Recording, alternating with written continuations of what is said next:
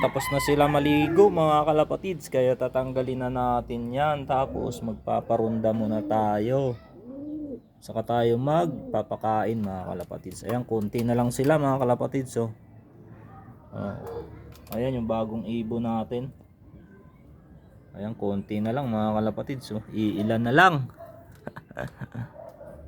Sabi paubos na, pero may mga YB pa tayong ilalabas dito, kaya mapupuno na naman to mga kalapatids. Baka December ang dami na naman ito mga kalapatids. Yun, magpaparonda muna tayo kung magronda. Pag ayaw, di wag.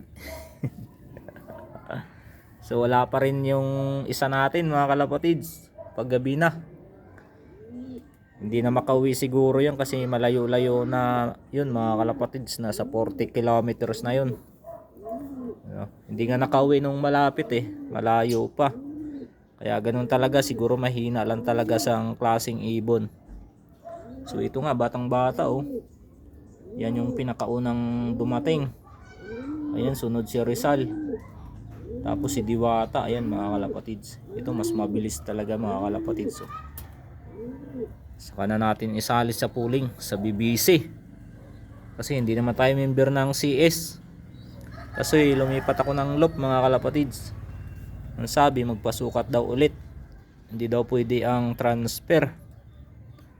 Wala pa tayong budget na pampasukat, kaya tiyaga-tiyaga muna tayo sa training mga kalapatids, no?